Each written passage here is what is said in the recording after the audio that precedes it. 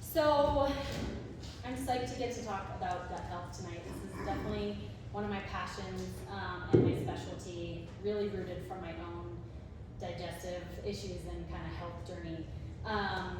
And now I get to help people overcome their own digestive distress and restore gut function, and I just feel so grateful I get to do that. I want to start with a show of hands. Who experiences digestive distress on the daily, on the weekly, bloating, gas, loose stools? I heard slow digestion, like in slow motility, fast motility, right? We're gonna talk poop, we're gonna talk about all of it, but a lot of us, right?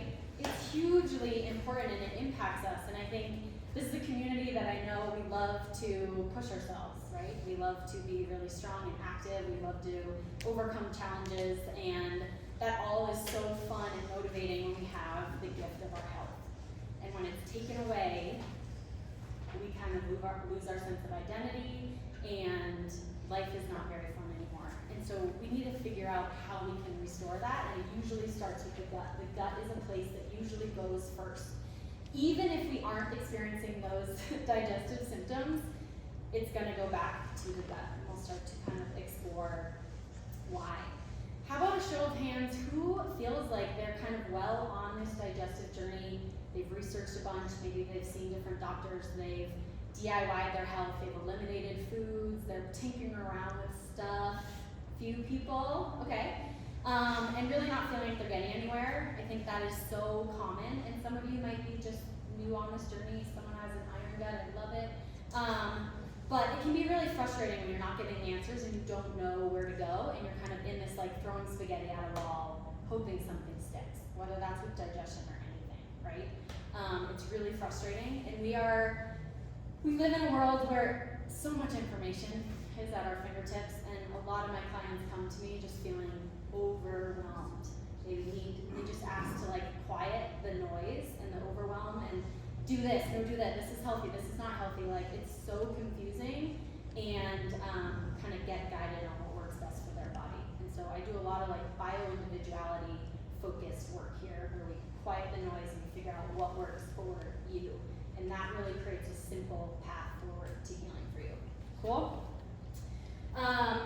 So I got ahead of myself, but yeah, this is for you, even if you don't experience these things. But you're feeling tired, you're avoiding social situations, you don't want to travel, like you're just, digestive symptoms creep up. Maybe everything's running right for you, maybe travel, you get constipation, all of these things. You're tired of eliminating food, DIYing, trying to figure out these things. You want to feel good again. People, a lot of clients are nervous about having to spend hours in the kitchen, like all the meal prep and eliminating that's going to take place potentially, and that's not always the case. And maybe you've just tried everything and you're looking for more of a personalized plan. So a little bit about me. You're really going to get to know me with this background. I had a lifetime in my childhood of constipation up until I got into doing this work. It was kind of a joke in my family, like none of the women poop regularly. Everyone's constipated. TJ Maxx, where you could just like relax and shop, was like the secret to going to the bathroom, because I think it was just mindless relaxation, right? Lots about the Delaney family right there. So then I went to high school, and I was at a boarding school, and now I'm sharing a bathroom, and I'm eating weird food, and I'm constantly around people, and that didn't do anything positive for my constipation. So I go home over fall break, talk to my mom, go to the doctor, I get Miralax, I get Metamucil, go back to school, I get to like secretly mix my poop concoction before going to the dining hall. It was really fun. And nothing changed, right? Then, let's see, menstrual cycles started to get all over the place, got on birth control, and I was at a ski academy, so pretty driven, high-achieving type person, starting to connect the dots between this gut-brain connection, right? And so after high school, I competed professionally for the US ski team, and was, again, in this like high-performing, high-achieving environment. And I started to realize I'd only go to the bathroom on days off. That was like 4 or 5 days, right? We'd wake up, we'd train or race. My mind was like, go, go, go, all the things I need to do. Not a place to be relaxed and go to the bathroom. Wouldn't happen. Slow morning on a day off, finally go. figuring out what is going on. I'm just kind of like ignoring. Then I go to college and I start to add in ski racing at a high level, school, social, trying to be a high achiever, and all these things. And the cascade of events just got worse. Still wasn't going to the bathroom. Hormones were still a mess. Everything that I put in my body food-wise just felt like it was making me sick. Bloating, gas, skin stuff that was never there. If I would go to the bathroom, constantly loose stools. Kidney infections, viral stuff, like cold sores were creeping up. Fatigue, like you name it for this collegiate athlete. Not great. So, kind of ignored the symptoms, graduated, and now I was in my mid-20s, and like I gotta start to figure this out. I can't ignore this anymore. I can't just be like too busy immersed in my own world. So this was sort of the doctor dating phase. So went to my gynecologist, started to tell her what's going on. She was like, you're active, you're an athlete, it's normal to have regular cycles like this.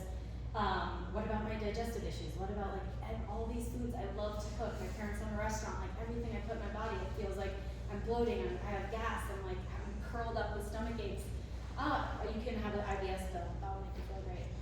That's just not sitting right. So tried another doctor, a new primary care doctor, and we did blood work. Everything looks normal, looks good. I'm like, I must be crazy. What is going on? So then I'm like, all right, functional medicine. I'm gonna go find a clinic in Denver. I was living in Denver at the time. Let's explore a different option. We did stool testing, we did hormone testing. Hormone levels at 25 years old, postmenopausal, flat, non-existent.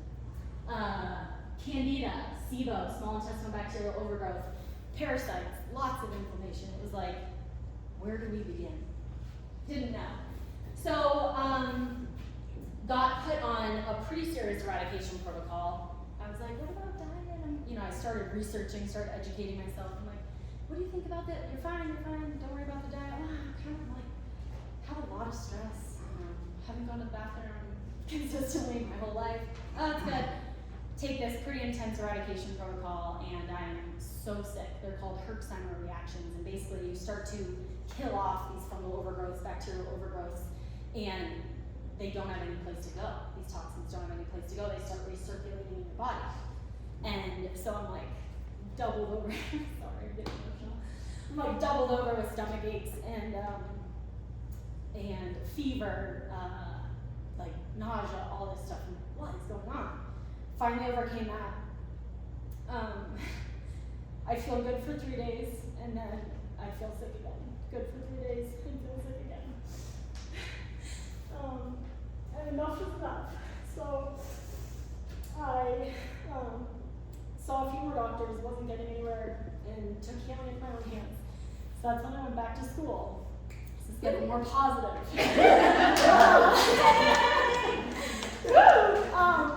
So went back to school, studied functional nutrition, nutritional therapy, and really was just applying what I was learning, going really slow. I quit my high-stress job, so not everyone has a situation where they can do a radical change, but when you lose your health and you lose that piece of your identity, you're so desperate you'll do anything. So, focused on education and started rebuilding. And this is where that brain piece really starts, and the gut goes first, starting with the brain, which we'll talk about. So, removing myself from kind of this stressful environment, slowing down, sleeping, nourishing my body, cooking foods, like incorporating foods back in. I'll talk a little bit later, but I think there's this misconception of like eliminating everything, especially in kind of functional nutrition and stuff, and these hardcore elimination diets. That might be helpful temporarily, which we'll talk about, but really that's not a place to feed your microbiome and heal your gut. And so it was slowly adding high quality inputs in so the body can rebuild and heal, okay? Just like in the gym, right? You gotta come in and you have to start to work the muscles so they can build and then you have to rest and they repair and you continue to get stronger and better, right? So I stopped DIYing my health, stopped thinking that my body was broken, that it hated me, like what is going on? And realized you can't heal in the same environment you got sick. The environment had to change, my thoughts had to change, my inputs had to change, all these different things to really get to the root cause. So this is a huge topic. poor gut health is endemic. Over 60% of Americans have some kind of GI symptom or disease. Acid reflux, digestion, bowel irregularities, constipation is a huge one, heartburn, you name it. SIBO, small intestinal bacterial overgrowth. So it's significant, it affects a lot of us. So if it's not you personally, maybe it's someone you know who's struggling with this. Autoimmunity, tracked by positive ANA, anti-nuclear antibody tests, have increased 44% since 1990. So this is a blood test that you can do that checks your ANA levels essentially, and there's been a 44% increase in positive ANA levels. That means there's some sort of autoimmune activity in these people's bodies, right? And now you have to figure out why and where. This connects back to gut health because 70 to 80% of our immune system resides in our gut, okay? So if we're having weird autoimmune stuff creep up, we don't know what's going on, if we have one symptom that's digestive, one symptom that's hormonal, one symptom that's viral, and we can't put two and two together, it goes back to the gut as a foundational place to start, and you will drastically make improvements in that autoimmune reactivity, okay? The gut goes first. All right, let's see.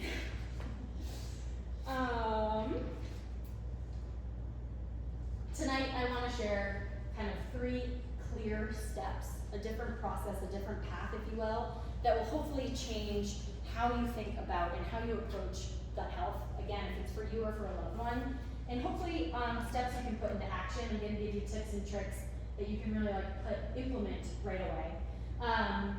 So let's get into that.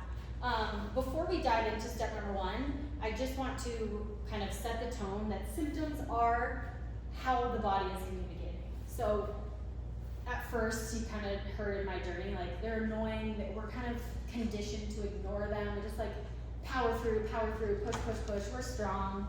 It's gonna be fine, it's not so bad. I know where every bathroom is, it's all good.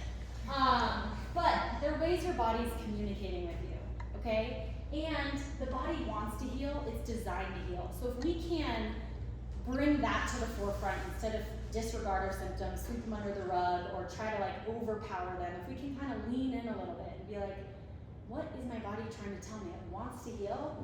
I need to learn to listen and speak that language. And that's when real change can start to happen. So that is first and foremost before we get into the 3 steps. So step number 1, we're gonna be here for a while. Optimizing key body systems and what I call the foundations. So this is where we start to do some of that detective work that I think is so critical and often missed. Really thinking what is going on, asking why, and digging deep. These are all things I utilize in my practice with my clients, and some things that you can do at home too. So symptom presentation is really important. I think not just going strictly diagnostic at the lab data and leaning into what is the body trying to communicate. I have a headache, I have a stomach ache, I have this, I have that, cracked nails, toe fungus, whatever. All these things make sense and connect back to something that's going on if you listen. All right? And then also health history. I'm going to talk about these in tandem. So we dive into a really in-depth health history. And I think if you are at a loss of where you need to go and what's going on in your body, really go back to the early days. Were you vaginally born or cesarean born? Were you breastfed? How was your health as an infant? How was your mother's health? How was your health as a kid? Did you have a ton of ear infections? Were you on a lot of antibiotics? Did you have strep throat as a kid? Any of these things, all of those things really impact our gut microbiome and start to set the stage for a cascade of events that might be happening now. So it might feel random, but go back and think through those things. I have clients all the time call their parents, ask what's going on. They're not sure how their health was as a kid. They weren't sure if they were breastfed or not. And there are, everyone comes from a different place and it all works, but they can give us some really good clues. Other pieces of the health history, some people, we can connect back to a really traumatic event. A loss of a job, a loss of a family member, moving all the time, a really high stress competitive event. You can develop lots of food sensitivities there, I've seen with athletes. So thinking back to a specific event. I was talking to someone last night, they got Giardia, their gut hasn't been the same since. So we're gonna go back and explore that a little bit, because we need to figure out how you got to how you're feeling now, and then where you wanna go, and what is kind of the plan and process, what needs to be implemented to get you there and facilitate that journey. All right, so these two things are huge. Do some thinking, ask some questions. This didn't happen by random, the body wants to heal. Along these lines with symptom presentation, this is a cool graph, kind of an assessment tool that I use in my practice, the symptom burden graph. And this is basically clients will fill out a 300 plus question in-depth questionnaire all about symptoms. They might seem really random, but they connect back to a system in the body or a nutrient deficiency or something like that. So you can't totally see this, but upper GI, liver, gallbladder, so like this is digestion, minerals, sugar handling, vitamin need. Then we move into hormones like adrenals, pituitary, thyroid, cardiovascular, immune system, etc. So it starts to point us in a direction of where your symptoms are showing up. They're all connected to a system or nutrient deficiency or something like that. So this client came to me off the charts with her symptom burden, right? Really high upper GI, so lots of acid reflux, GERD, heartburn, things like that. A lot of burning sensation, food coming back up. Small intestine stuff, large intestine, not digesting her fats, blood sugar, roller coaster. And we supported her foundations, really dove into her food journal, health history, things of that nature, and watched this significantly come down. So this was all before any diagnostic testing. This was just lifestyle stuff. Figuring out where we need to focus and create a really clear path forward. So I love this tool. I think many of us feel like our symptoms aren't validated always, like, I'm having this, so it's fine, or your blood work comes back normal, and it's like, I just love looking at the symptoms. And this can be super subjective, and I recognize that. Like, if you're having a bad day, like, everything's not working, everything's bad, and you'd be off the charts, and if you're just like, it's a sunny day, finally, and you're feeling good, like, this isn't so bad, this isn't so bad. So, I love using functional testing to balance the two. Let's see, diet. Let's spend some time here. So, again, we talked about how we sometimes think of healing the gut through diet, and we're thinking of this taking away. And I really like to shift the focus to what we need to add in with my clients. Yes, there's a time and a place to cut some things out. They might be irritating your gut, and we can look at that. But most importantly, it's the mindset. If we're always thinking about, I can't have that, I can't have that, what about all these things we can add in? So, I feel like being a dead horse, but protein is really important. I think everyone's talking about protein right now, and we can't get enough of it. We can't. There's too much of a good thing, can be too much. But protein is really key for tissue repair, healing that gut barrier, which we'll talk about. We need amino acids like glutamine to heal and seal that digestive tract, and to also kind of give our immune system what it needs so it can react to invaders and things properly. Because when the gut starts to go, the immune system can get really wonky, and there's a few reasons why.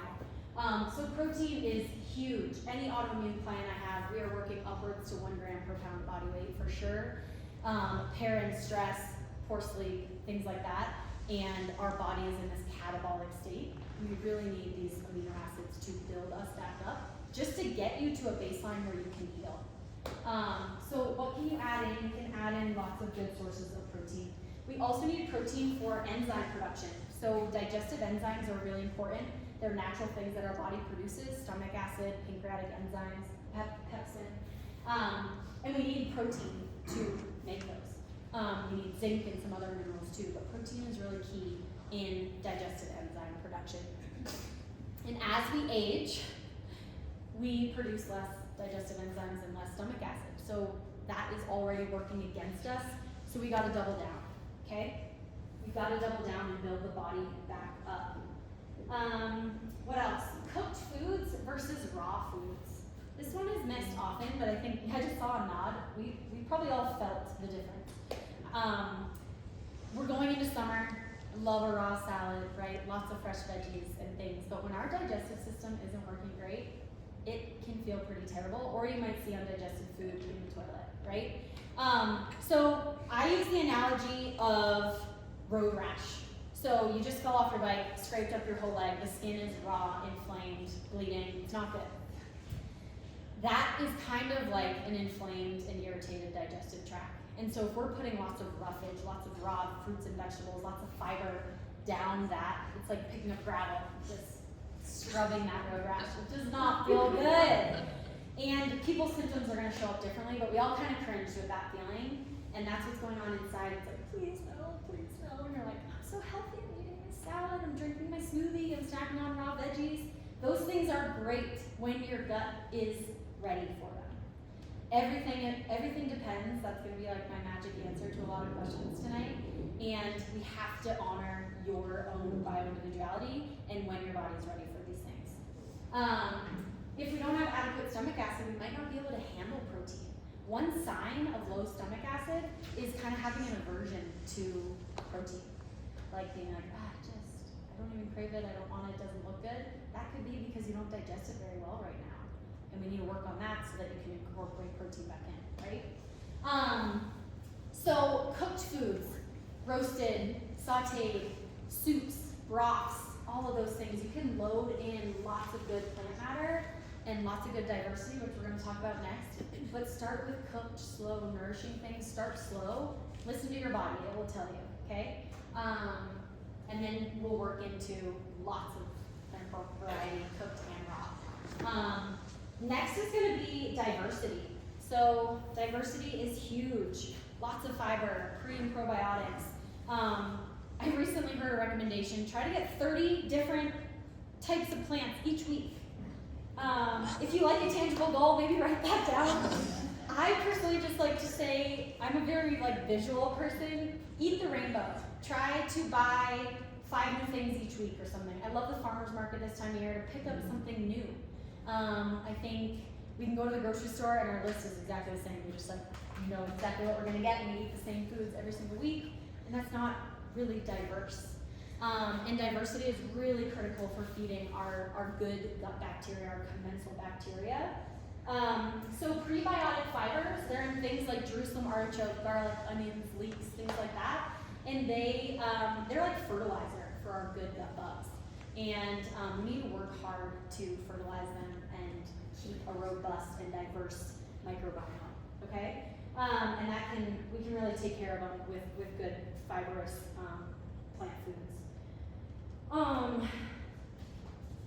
Resistant starch, that's one that's not talked about all the time. And this is important because certain beneficial bacteria will feed off of this resistant starch in things like cooked and cooled potatoes or cooked and cooled rice. It's kind of interesting because you eat them cold to keep that resistant starch. And these beneficial bacteria like Akkermansia, they're going to feed off of them and then release these things called short chain fatty acids like butyrate. And short chain fatty acids and butyrate are just essential for a really healthy gut microbiome. So when we nourish the good gut bugs with the right food, they're going to release these short chain fatty acids. Okay, so we get really good inputs and outputs.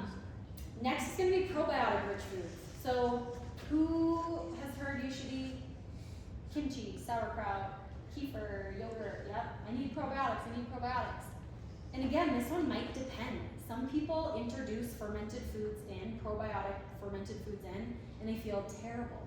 Their body's not ready for it. If you have a lot of bacterial overgrowth, dysbiosis I call it, this imbalance in your gut garden, you can eat these fermented foods and the bacteria is releasing so much gas and kind of off-gassing basically. They're eating those undigested foods and those probiotic foods and then releasing this gas, and you get lots of bloating and gas yourself.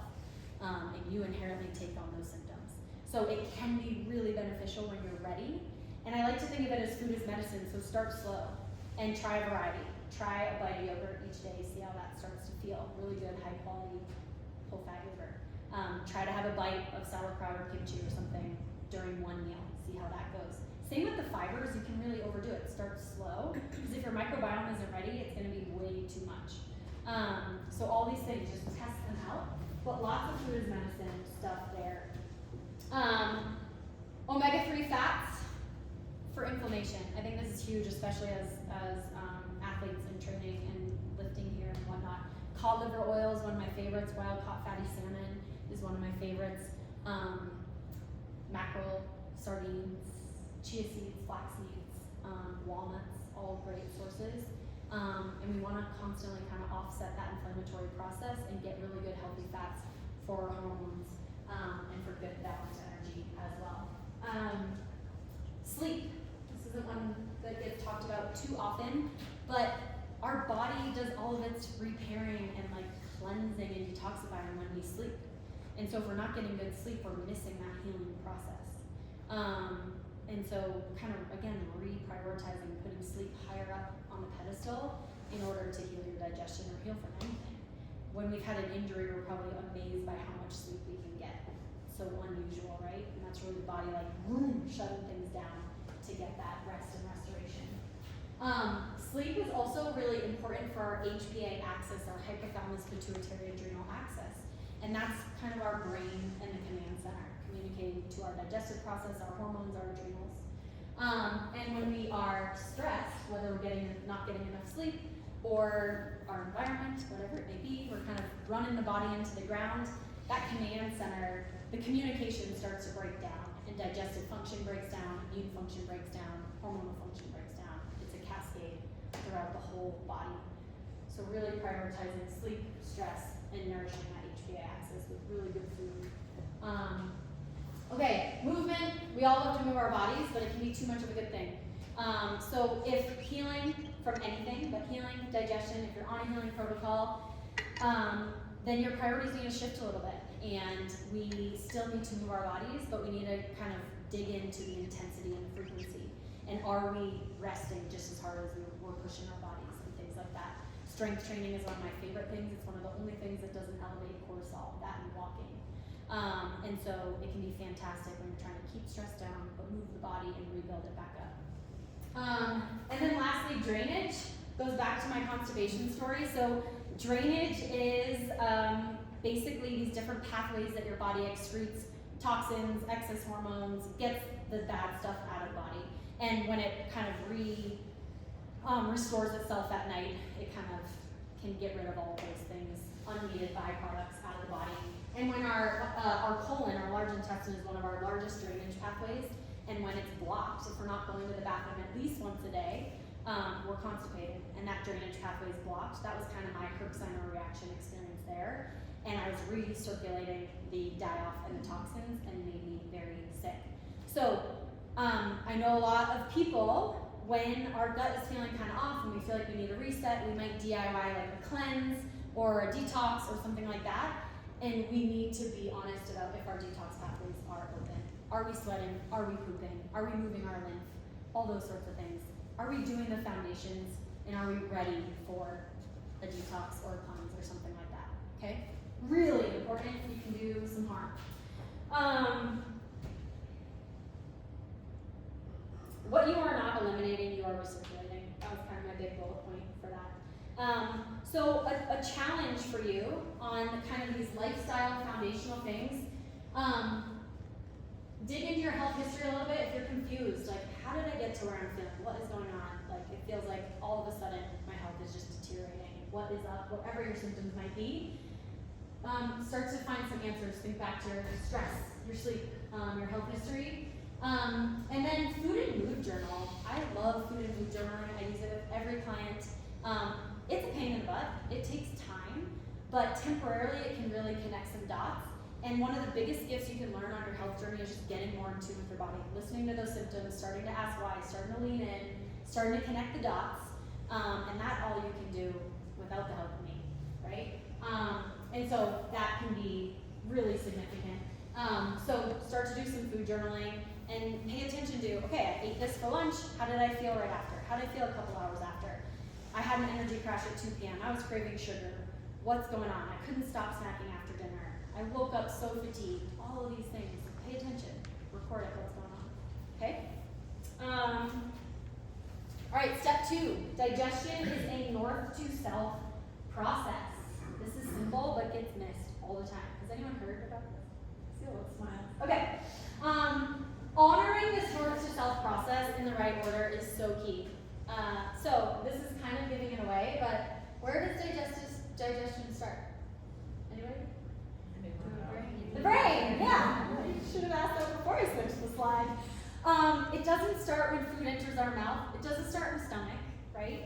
It starts in the brain. It really starts in the brain. And this is where our autonomic nervous system comes into play here. So we have kind of two parts of our autonomic nervous system. The sympathetic, fight or flight, right? Fight, flight, freeze. And our parasympathetic, rest and digest. And in order for the brain to communicate to the rest of the body that it's ready for digestion and to release the digestive enzymes and get the muscles contracting and that motility, we have to be in parasympathetic. But hardly any of us are over eating our meals. I mean, take an honest poll. How many meals have you eaten just scarfing over the kitchen counter, or running around just throwing bites of food, or who has a commute? Eating their breakfast, drinking their coffee while driving. I don't know, bringing your food to your computer, right? Oh, I'm gonna just bang out some emails and some work while I eat a meal. I'm much better now. Good job, good job. It's so hard. Another piece of homework, try to sit down and have a meal mindfully, without distractions, without work, right? So many of us feel like we don't have time to sit and enjoy a meal and to get in parasympathetic and just have eating be the thing. We want to eat and drive, eat and work, and instead of thinking you don't have time, what if it was a necessity? It is a necessity, and we're going to continue to talk about it, right? We have to shift that, or else things are going to start to break down because it's north to south, and when something isn't working here or here, we're going to have impacts further down the chain. Okay? So it's a top-down process. If things are not working well at the top, they're going to have impacts, like I said. So it starts in the brain. So one tip I like to recommend, and one takeaway challenge, is I call it Take 5, and it's sit down to the meal, and before you pick up your fork and dive in, just take 5 deep breaths. It feels like forever. It feels like you want to just rush it, slow down, and try to lengthen those inhales and exhales, and kind of feel that shift. It's like a light switch, right? We need to get from sympathetic to parasympathetic, and it doesn't just happen while we're doing a million other things. So that can be a piece of homework that can make a massive difference, and it's really uncomfortable. Sit with that discomfort. Another thing that's really uncomfortable, chewing our food.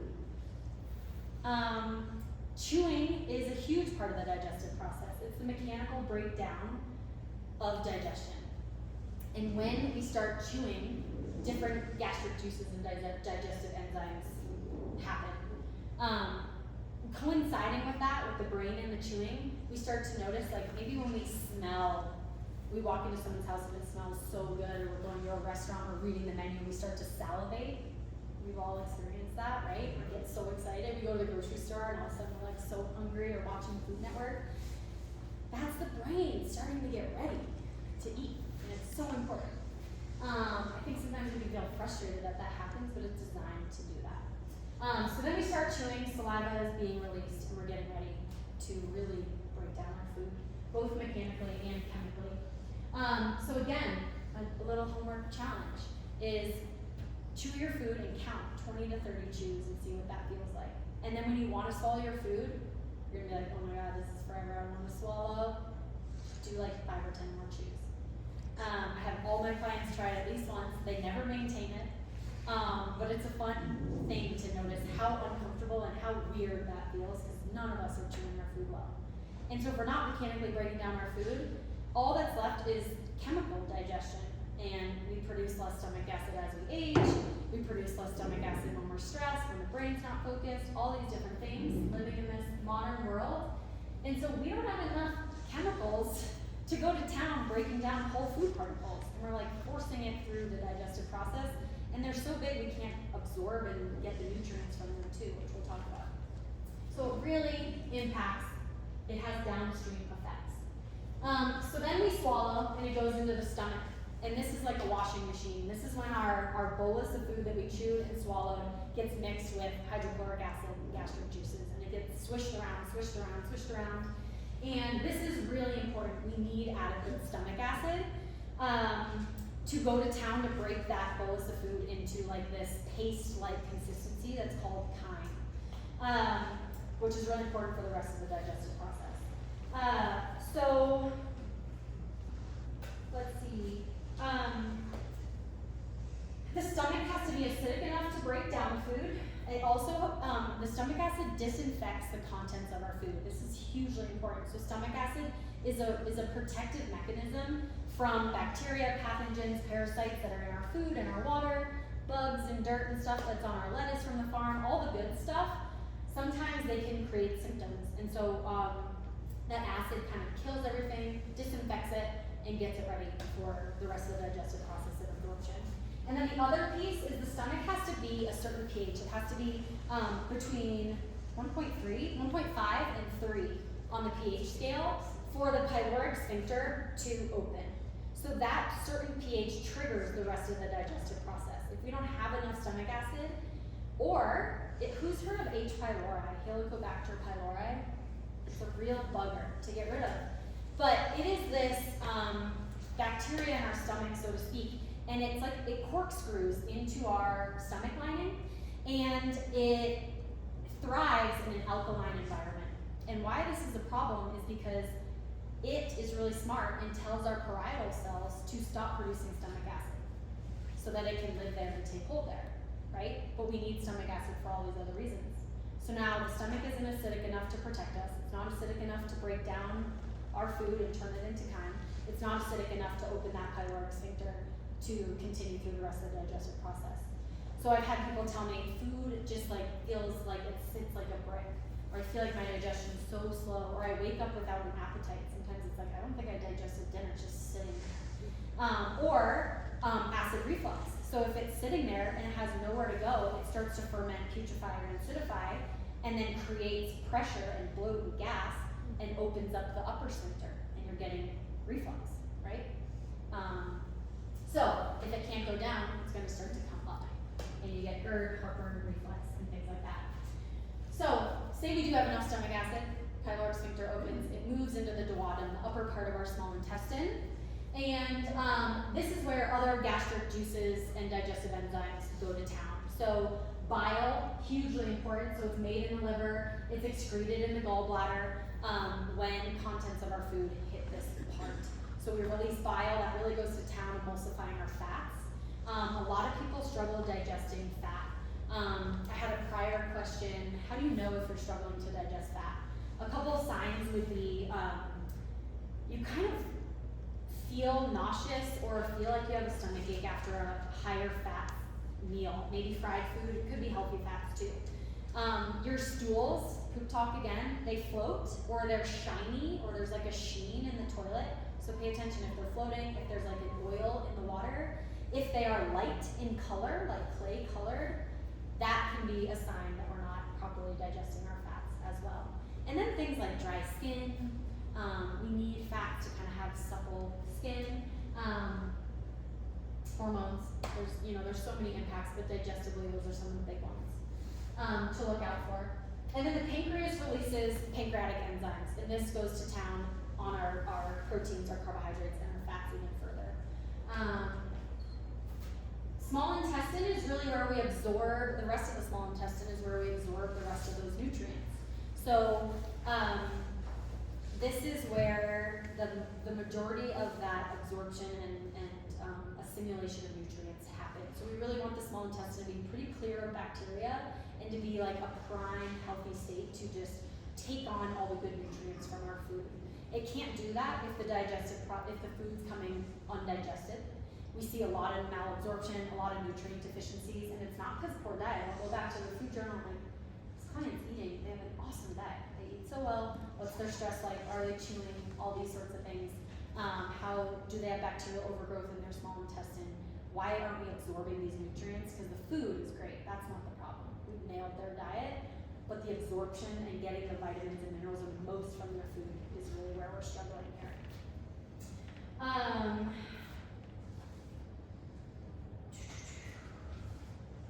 Let's see. Then we move into the large intestine, and this is really where the majority of our microbiome lives. There's 38 trillion different species in our microbiome. We have as many species in our microbiome as we have cells in our body. It's pretty crazy. And we want to nourish them and make sure they're really healthy and thriving. So I always come back to the microbiome as our garden, the weeds and flowers. We need to keep that balance. And we'll talk about that in step 3.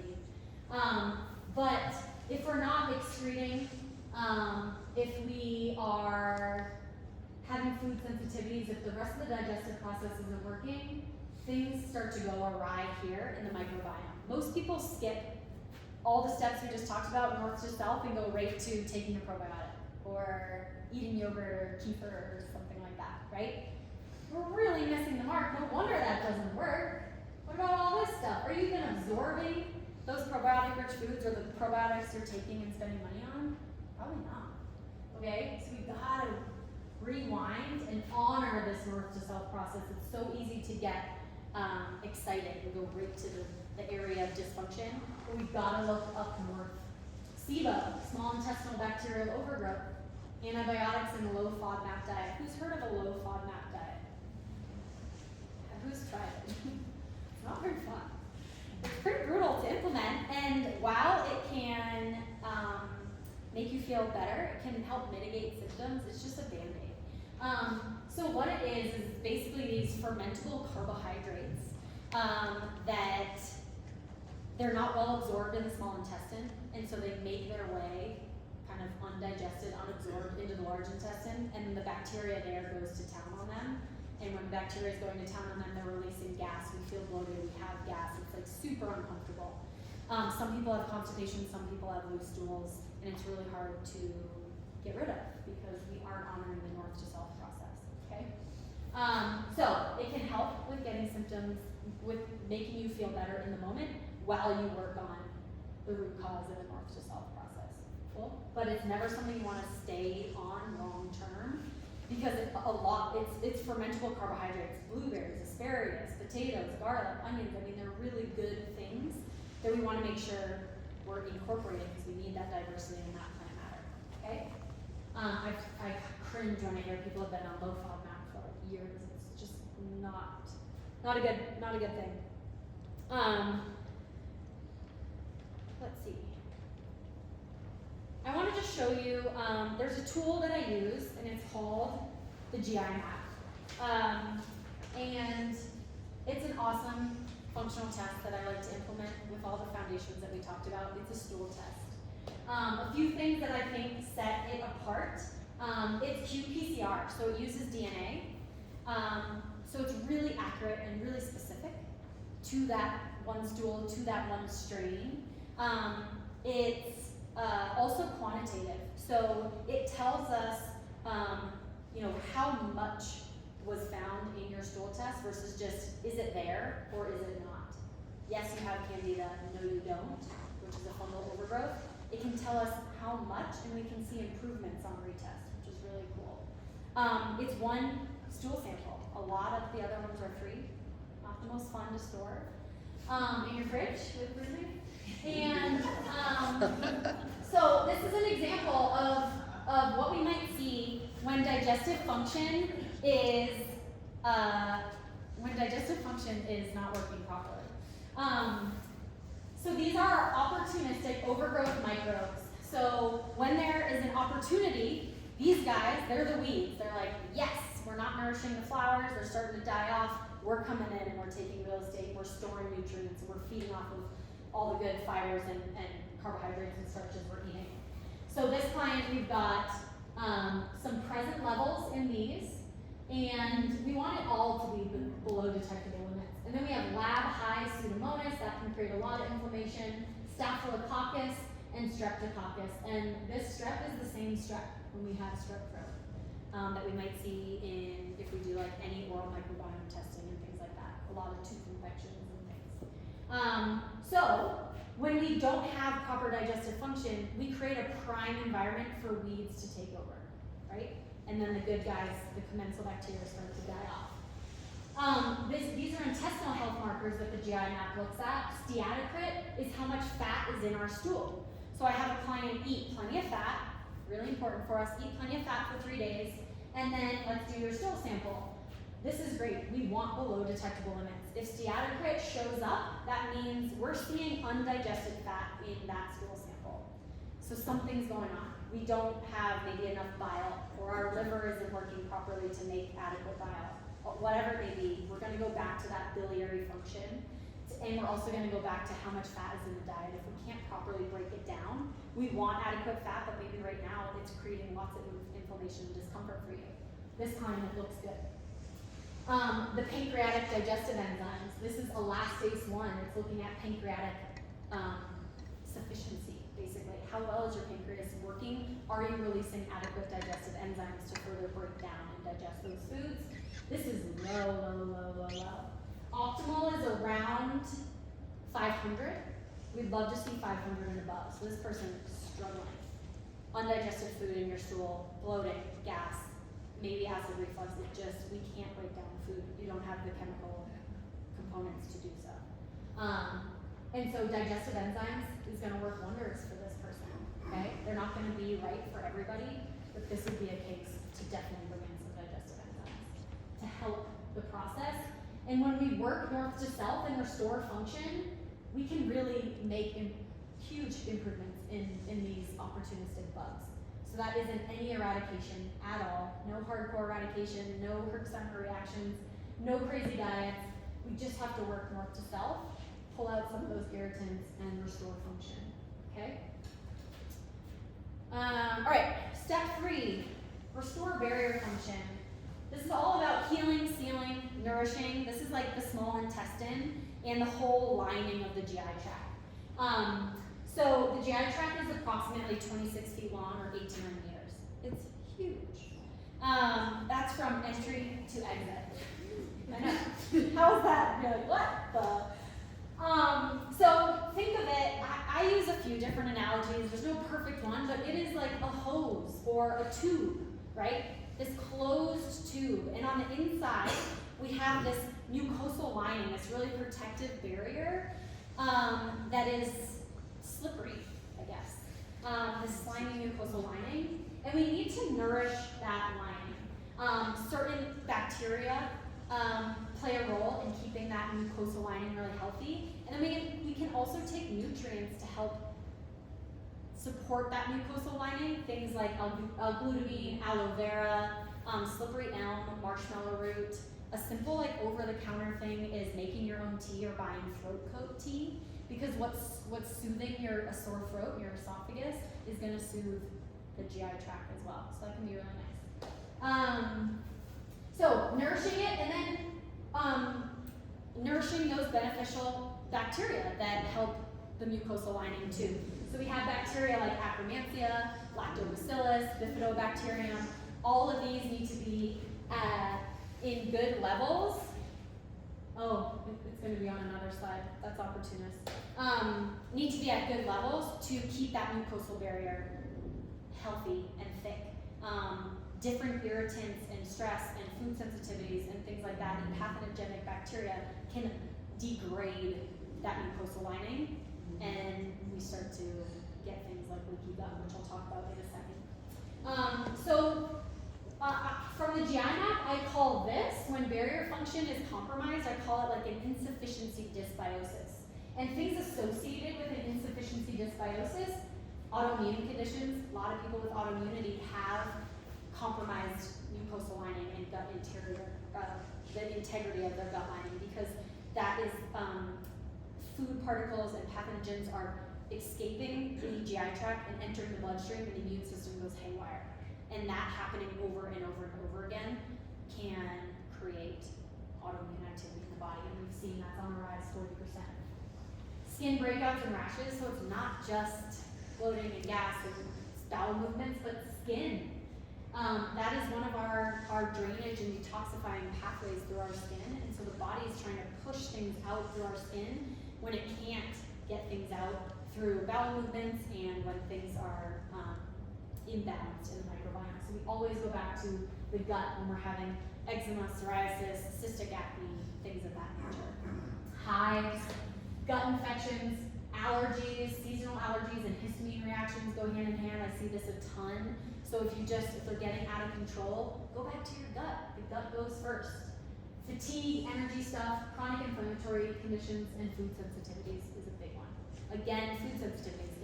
If the barrier is compromised, the foods that we're eating go into the bloodstream and the immune system attacks it. So we have to restore function and get those foods back in your diet, we have to pull them out, heal, and work north to south and introduce them back in, okay?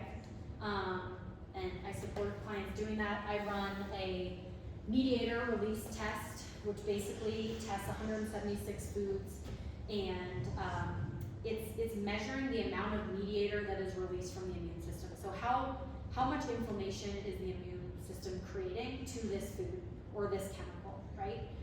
So it's not every food, but it's a lot of them.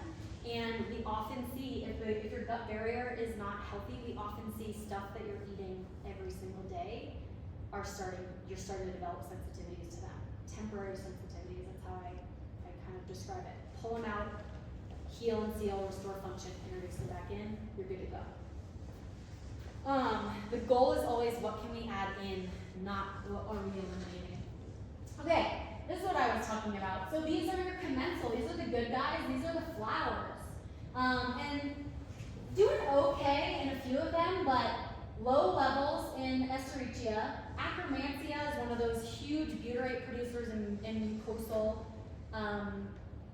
supporters, I guess, for lack of a better word. And this is below detectable limits. So it was like in the gutter, non-existent. We have to focus on nourishing Akkermansia and all of these flowers in general. And then phyla dominate the majority of the digestive tract, oral microbiome, things like that.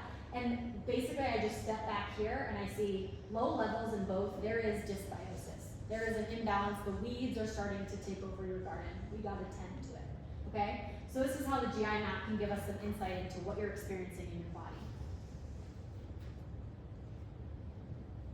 That was it. Yeah. I'm sure there's other little nuggets there, but basically my approach, as you've noticed, is really addressing the foundations, root cause, bioindividuality, honoring that north to south process, restoring barrier function. Each person is so different. We need to figure out what roadblocks we have to remove for you, because the body wants to heal. We just have to remove what's blocking that process and facilitate it a little bit. Yeah, what questions do we have?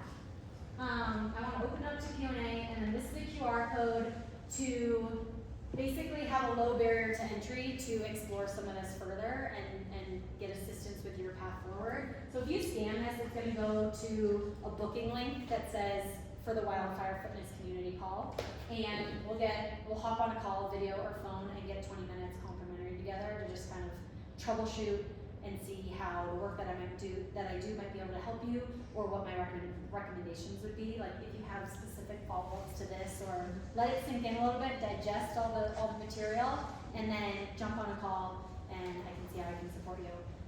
And then anyone that does this, from now through the weekend, I'll probably check on Monday again. But I want to send out a PDF that just really is a guide for you on implementing these different digestive function processes. It's a lot thrown at you, so I just want to share that kind of freebie with you as well, and then we can jump on a call and answer further questions and help facilitate that roadmap for you. Cool? All right, Q&A. I wrote down a few questions before we started from guests here, so thank you for participating, but anyone want to raise a hand and ask something that maybe I didn't hit or that was confusing? Really fast what you talked about with the cooled rice and then resistant starch. How weird is that? Yeah, so does that mean you should eat it once it's been Cooked and cooled, and then have Okay. it cold. Okay, Yeah. eat it cold. Yep. That's literally what you meant. Okay. Cool. Eat it cold. Eat more sushi. There you go. That's fun. Great to me. You need adequate stomach acid for sushi because it's raw fish, and you don't want those parasites and pathogens. So stomach acid, really important to disinfect that food, but it's delicious. Yeah, and really good for our microbiome. Good question. Yeah. What else? Should I hit one of these? Okay. These go hand in hand. Tips for when you feel like you have slow digestion and you need to kind of speed things up. So whether that's food sitting like a brick, constipated, not clearing things out, slow motility, I call that. And then the reverse, when it is very fast, feels like things are running through you, and you need to slow things down a little bit. And it goes back to bio-individuality. It's not gonna be like a comforting answer, but I think working in that north to south process and figure out what is irritating your body, because when things are running right through you, that is inflammatory for the body. So you're putting something in and it's like, get it out, I want it out, this is not working for me, right? It could be food, whatever, it could be other things too. So paying attention to that, starting to notice. There was a question, I talked with Lindsay a few days ago, there was a question about implementing elimination diets, and I think there's a lot of frustration with feeling like, I know this was me in my journey, but I've tried elimination diets and I couldn't pinpoint like, oh, it's this food. And that's where something like the MRT food sensitivity could be helpful, but I never run food sensitivity without gut healing and someone committed to like this process, because if we don't heal and seal the gut, you're just gonna develop new sensitivities, because new foods are entering your bloodstream. New things that are foreign and should be in your closed hose are entering the bloodstream. Some of this bacteria, I wonder if I don't have pictures, but some bacteria is really inflammatory. And so if you have high levels of this inflammatory bacteria, this overgrowth in really inflammatory species, that can create tons of loose stools and urgency. So I have a client right now training for an ultra event in August, and she jokes she knows where every bathroom is, and she'll go like 5 times on a run in like during a race, and it's just like trying to get to the finish line before the cutoff because she's going to the bathroom all the time. She just had, we determined she wasn't digesting her fats, her steatocrit was through the roof, and she had various inflammatory bacteria species. And so we're working on that. She just had her first training run. It was 40 miles. I forget where the race was and didn't have a single episode. So it really does change. If you've experienced urgency or really fast digestion for most of your life, let's look under the hood with some testing and see what's driving that inflammation. Yeah. Well, I'm gonna work with you. So you can skip this. It's too specific. No, this Is is it- good. do you often see people like going between the two? Just like Yes. constipated this week, diarrhea That this was week? me, right? Okay. Yeah, So that that's- was totally me. I was like constipated my whole life, and then all of a sudden it was like, if and when I go, it's running right through me. Yeah. And so that's super common. And that can be common with SIBO too, because you can have a combination of methane dominant bacterial overgrowth and hydrogen dominant, and one is more, one creates more constipation, one creates more diarrhea. And so when both exist, it's this, yeah, for sure. So there's definitely both. And some people, the constipation, like for me, a lot of it was stress, right? Because when I was relaxed and had a slow morning, I'd go to the bathroom. So I'm working on lifestyle with clients and creating more time and boundaries to have that, slowing down. And then the loose stools could be different bacterial overgrowth, food sensitivities, digestive dysfunction. So it might not be SIBO, but it could be like brain and body. Yeah, great question. Yes. Okay, so my mom is in her 80s, and Yeah. she has been struggling with constipation. And so of course, like the PCP she goes to and the gut, or like the digestive doctor, like gives her Miralax, and that's like what she's been doing. So she Yeah, that's what I was doesn't doing. want to go out anywhere because she's afraid she's always gonna have to go to the bathroom. Totally. So of course I tell her to get a probiotic, Yeah. because she did buy that. It's like maybe not working. Yeah. But what are some other things I could like have her do? Yeah. Because I tried to get her to go to a functional doctor, and her PCP said, that's an awful idea, you're gonna Yeah. get all screwed up. Yeah. And I was wondering about like stomach acid, that was one of the things he said. Stomach acid in would the be north and huge. south, like maybe she isn't, like, Yeah. she could take a stomach acid, like Totally. A couple things she could try that I'd recommend, and then obviously there's stuff on Yeah. like a GI map too. Like there's bacteria that will say like impacts motility, creates constipation. You're like, oh my gosh. Parasites known to create constipation for clients. But a few things I love to recommend. Starting top down. So her stress response, her relaxation. She probably has a lot of time, but that's one piece. The next piece is gonna be how well she's chewing and how much stomach acid she has. So digestive enzymes could definitely help. The next piece I'd love to recommend, yes, fiber can be great, but she could probably have all the fiber in the world. I know my mom's this way, and it almost does the opposite.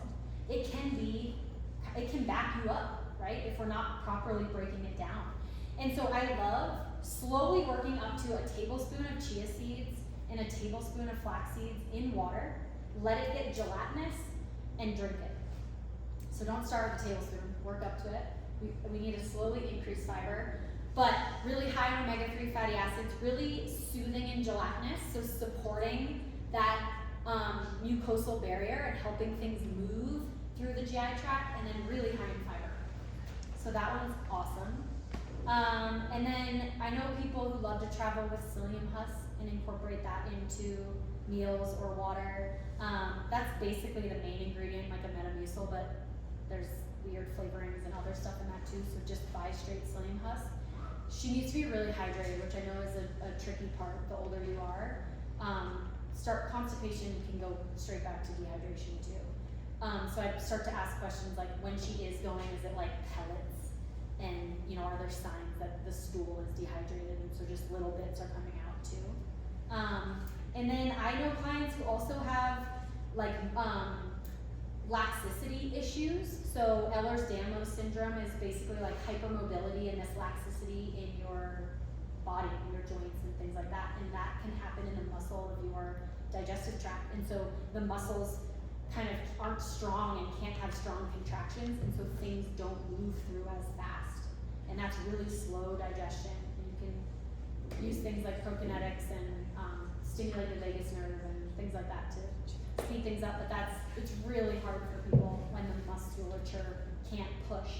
The other thing, one more thing I want to recommend with that is snacking. So thinking about back to the gym, we're working our muscles. So if we are grazing all day long, I used to be such a grazer, and our motility is just slowly working. So like we could probably walk all day long, right? And we'd be tired, but we'd be fine. But we couldn't go on a run all day for hours and hours on end, right? We'd fatigue out, our muscles would fail. We couldn't max lift all day long. We can only do like 3 to 5 powerful reps, right? So if we are snacking all day long, our motility, our muscles are just going like this, and we want them to be really strong and powerful. So if we start to train our bodies to eat a meal and then give it a break, our muscles can work, and then they get to rest. And then we eat another meal, and they get to work, and then we get to rest. And that can be huge for motility. Yep, and strengthening that musculature. Awesome, good question. Yeah. This might be a loaded question. Okay. Another topic for a different presentation. No. But what is the what is the impact of your hormones on gut health? I feel like depending on where I am in my cycle, like my gut health varies. Totally. So different parts of your cycle, when we have like elevated estrogen in our cycle, we have elevated inflammation.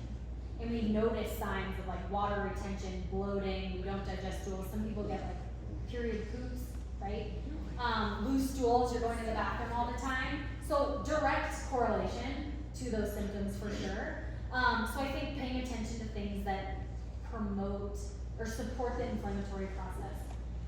Really trying to eat lower inflammatory foods, cleaning things up, lots of hydration. Cooked foods, maybe like softer, easier to digest foods because it's already sort of stressed and inflamed. Those would be some things. Another piece, going back to the GI map too, there is a marker called beta-glucuronidase, and it measures, it's an enzyme that basically measures phase 2 detoxification. And in that phase 2 liver detoxification, we excrete excess hormones as well. And so we can notice digestive symptoms worsen as estrogen is high and recirculating because it doesn't have anywhere to go. So we can really start to see hormonal connections there. Any client that comes to me strictly for hormone symptoms, we start at the gut. They'll want to run hormone testing. I can run all the hormone tests. I have to get them to buy into why the gut goes first, why we have to start there. And half the time, by the time we get to the end of our work together, their hormone symptoms have rebounded, so we're not running any hormone testing. So So you just saved your money there.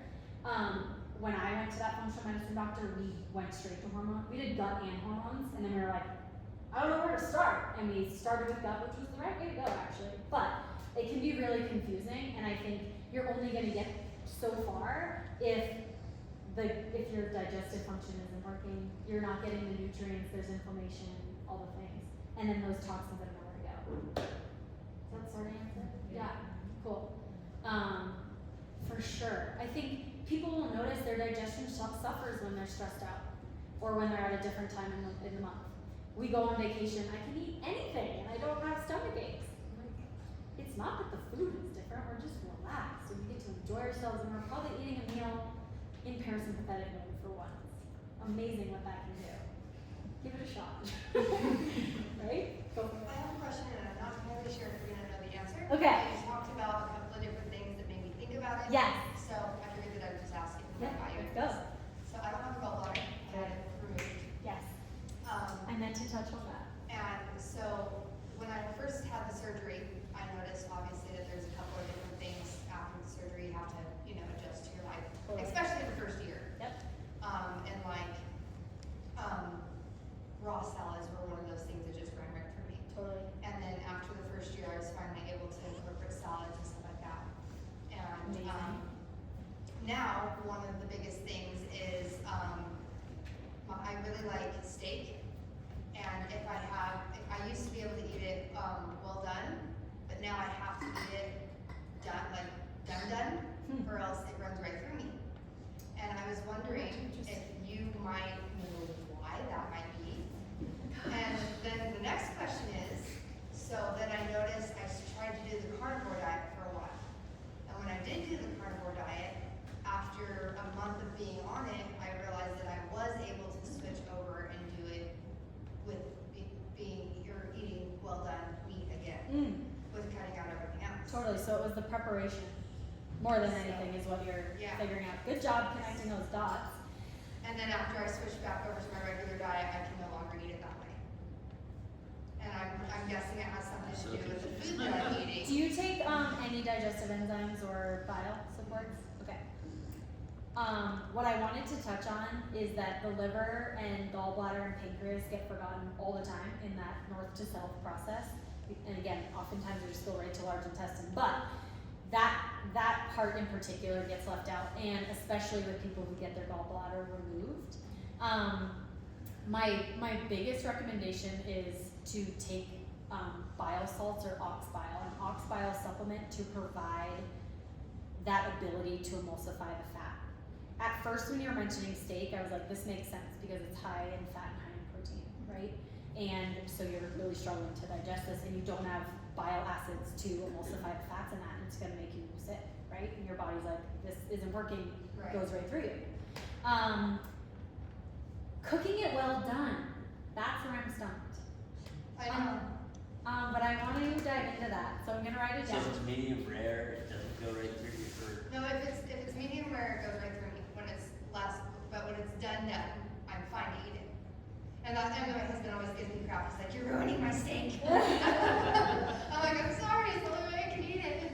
I hope if you bring in ox bile, you can eat the I know, steak I with want your to food. eat it. I want to eat it Yeah. how I used to enjoy it. Chew it, get in parasympathetic mode, chew And it. it's been 10 years and I haven't been able to eat it. And then that 2 months that I did the carnivore diet, I was like, yes, a steak. Okay. So yeah, I was just wondering if you Yeah, might thank know. you for sharing that. I mean, I love these group kind of conversations because everyone's so different. But I do know foundationally there are a couple things that you could bring in that will make a huge difference. And it's so frustrating that that's missed after how long ago did you get your surgery? 10 years ago. Oh, goodness. Okay. Wow. So start there, and then let me do a little digging, and I'll follow up. Okay? Awesome, thank you. Yeah. Any other questions? I got a question. Yeah. You're talking about like rainbow diet, like Yeah. wide variety, and I feel like at least for myself, like usually when you go to the bathroom, it's like a schedule, right? Like this time of day, right? I hope so. Is that something you want to try and vary? I don't know how you would, but like when you talk about this variety of inputs, do you want to try and vary your output schedule? If you No, the body loves routine. Yeah, right. It's very, yeah, keep that routine, it's good. Yeah, the body loves routine. It helps it feel safe so that, and again, when it's stressed and doesn't feel safe, the things go haywire. The brain can't do what it's supposed to do, and it's a cascade. So I think keep that routine. The variety just means when you are building a meal, or when you are, it goes back to the grocery store, honestly, or wherever you're buying your food, start there. And I have a list. It's good to be organized, but think about picking up 1 or 2 new things that you didn't get last week from a plant matter standpoint. That's really where it comes into play. And rotating your foods like that will prevent us, while we are healing our gut, from developing sensitivities to them. So we're sort of, 1, nourishing variety in our microbiome, and 2, preventing that immune system from being like, rah, attacking the same foods over and over again. So it starts with what you're buying, getting new stuff in, and then like if you are making a stir fry or something, open up the fridge and always ask like, okay, open up the drawer, like what else can I add to it? I grabbed cabbage and I don't even know, something. Red pepper. Thank you, peppers. I grabbed cabbage and peppers and I'm like, I'm gonna throw in an onion, I'm gonna throw in some of this and some of that, and can I add 4 more things? Like that's kind of the message that I want to bring in. Can I top it with hemp seeds or something like that? Can I top it with kimchi and just get more plant matter? Can I make a really yummy sauce to go over a whole tray of roasted veggies that's 3 different herbs and make like a green goddess? You just piled on so many more nutrients. Okay? Yeah. You remember herbs and spices. Exactly, yeah. Herbs and spices are plants, nuts and seeds, and herbs and spices and grains and legumes. Those tend to be a little harder to digest, so I like to focus on like fruits and vegetables, herbs and spices and things like that. But yeah.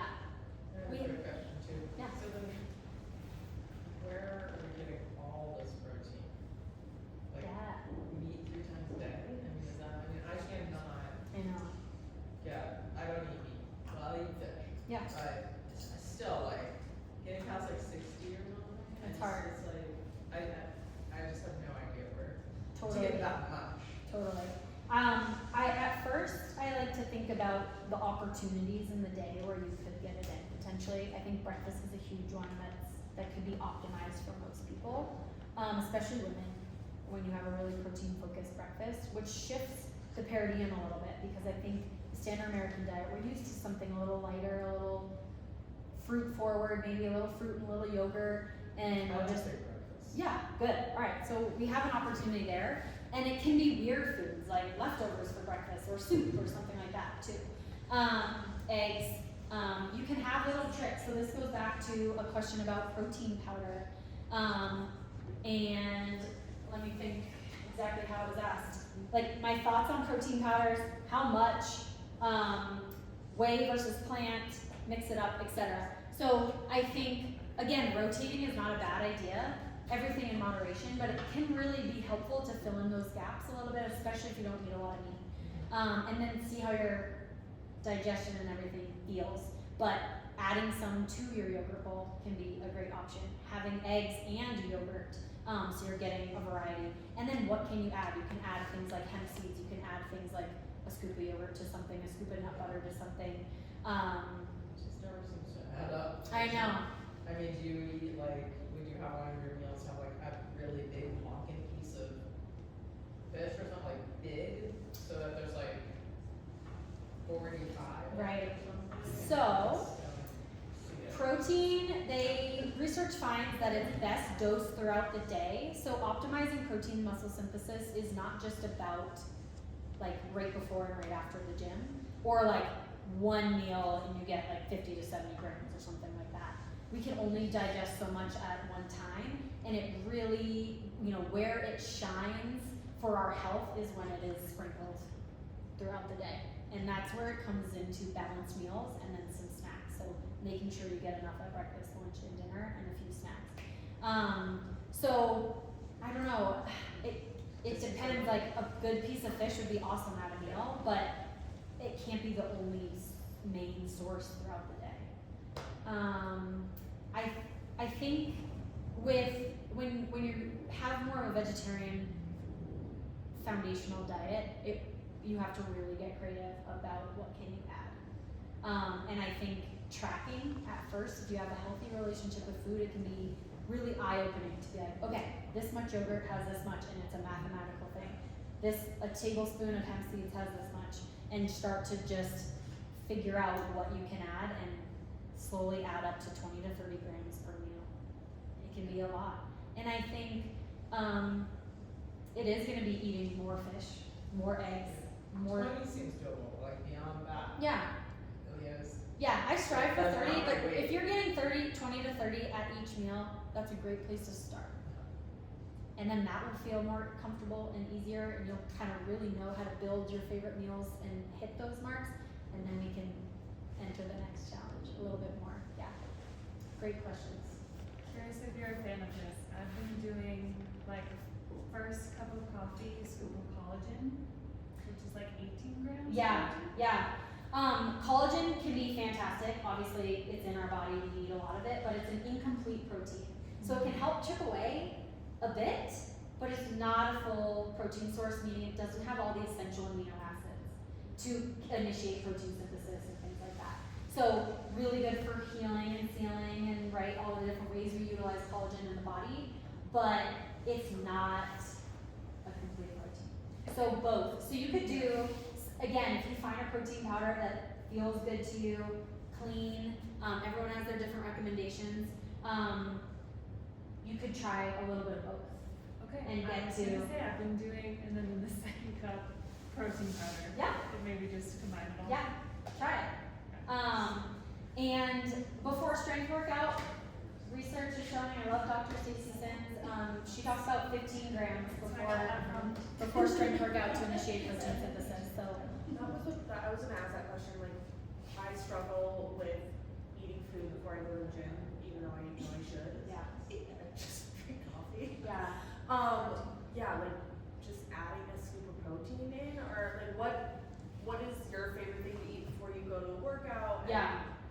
I know I shouldn't be doing it probably on an empty stomach, but Totally. yeah. Something's better than nothing. Yeah. So like, if all we can get is a scoop of protein powder in your coffee, I'll meet you where you're at, and Yeah. we'll start there. If you're having GI stuff, coffee is probably exacerbating your symptoms.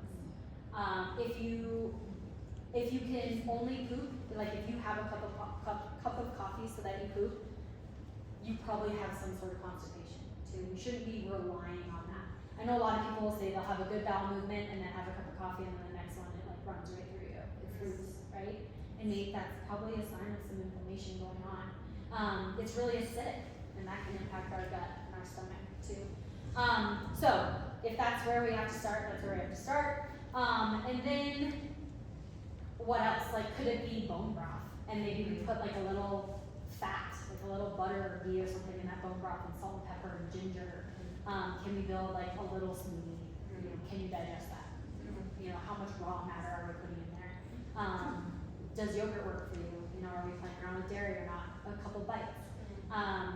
Dates, I think, can be wonderful with a little nut butter, but again, it's a dried fruit, so it's going to be, you know, higher on the FODMAP, higher in those starches for the bacteria to feed off of. And then, are you digesting fat well? So it's like so different for everybody. Yeah. I just need to get more creative. Yeah, but something's better than nothing. Yeah. So like a bite of a bar, I'd rather that. But for all cycling people, no fasted workouts. No fasted workouts. Big no.